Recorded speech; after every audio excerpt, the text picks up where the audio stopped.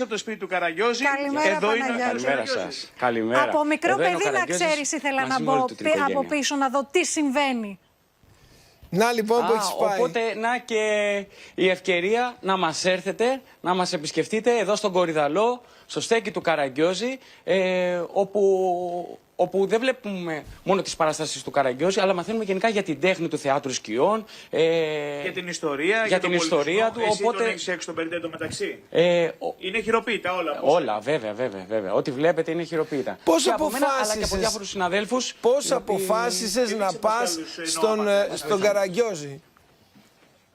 Πώς αποφάσισες Κοιτάξτε να δείτε, όλα είναι παιδική αγάπη. Κοιτάξτε, όλα είναι παιδική αγάπη. Από μικρό παιδί μου άρεσε πάρα πολύ ο Καραγκιόζης. Όπου υπήρχε παράσταση Καραγκιόζη πήγαινα και έβλεπα, παρακολουθούσα. Ευτύχησα στην εφηβική μου ηλικία να μπω πίσω από το πανί, που δάσκαλός μου είναι ο Πάνος ο Καπετανίδης. Μετά να δω και να συνεργαστώ με διάφορους νέους αλλά και παλιούς καραγκιόζοπαίχτες του είδους. Και πολύ μετά αργότερα αποφάσισα να γυρίσω και να ακολουθήσω αυτή τη λαϊκή μας τέχνη. Εγώ έκανα μια αναφορά στον Ευγένιο Σπαθάρη, επειδή εγώ ως παιδί, ας πούμε, είχα κασέτες και άκουγα. Δεν είχαμε βίντεο κασέτες τότε, αλλά ακούγαμε κασέτες με τον Ευγένιο Σπαθάρη. Κατά πόσο σήμερα που δεν υπάρχει αυτή η πολύ μεγάλη μορφή του Καραγκιόζη, κατά πόσο αυτό έχει απελευθερώσει τους νέους να μπουν σε αυτό το χώρο και ενδεχομένως να τον εκμοντερνήσουν, να τον ανανεώσουν?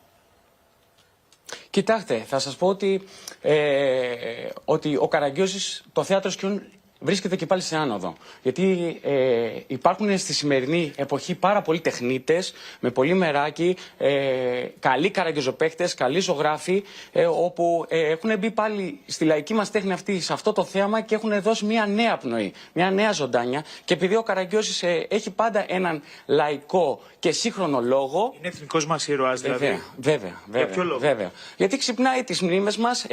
Ο Καραγκιόζης συμβολίζει τον απλό τον Έλληνα, ο οποίος δεν έχει να φάει, ο οποίος έχει τόσες δυσκολίες στη σημερινή εποχή. Τις βιώνει ο Καραγκιόζης, κάνει όλα τα επαγγέλματα για να μπορέσει να ζήσει την οικογένειά του, από φούρναρης, από μάγειρας, από γραμματικός. Εκμοντερνίζεται όμως, πλέον κρατάει κινητό, πλέον μπορεί να κάνει και άλλες εργασίες εκτός από το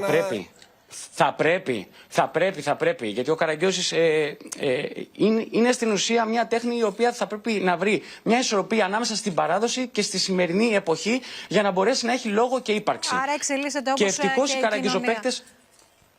Βέβαια. Και να σε αποχαιρετήσουμε με αυτό, Παναγιώτη, με την ερώτηση του Λευτέρη και να κλείσουμε. Βεβαίως, ο Καραγκιόζης. Έχουμε τα παιδιά του, τα κολλητήρια, η Αγλαία, η γυναίκα του, ο Μπαρμπαγιώργος, ο Διονύσιος, ο Μορφωνιός. Μια μικρή ατάκα, αν μου επιτρέπετε να πούμε και κάτι λίγο πιο σημερινό, να δούμε λιγάκι πώς μπορεί να είναι.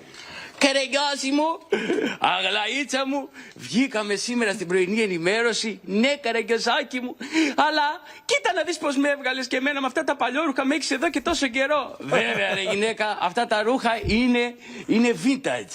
Έχεις πολλά χρόνια, είναι συλλεκτικά. Ναι, αλλά εγώ όμως θέλω Καραγκιόζάκι μου, να μου δώσεις μερικά χρήματα, να πάω να ψωνίσω μερικά ωραία ρουχαλάκια, να φτιάξω λίγο τα μαλλιά μου, να κάνω λίγο ένα μανικιούρ, ένα πεντικιούρ, ένα last lift, ένα pro lamination.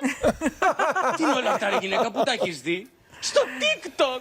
Σε ευχαριστούμε πάρα πολύ, Δημήτρη. Πραγματικά μας γύρισες πίσω στην παιδική μας ηλικία και σε vintage είσαι με τις βιντεοκασέτες. Ευχαριστούμε πάρα πολύ. Εγώ κασέτες, τι βιντεοκασέτες? Ευχαριστούμε πάρα πολύ. Σας περιμένουμε στο στέκι του Καραγκιόζη. Γεια σου.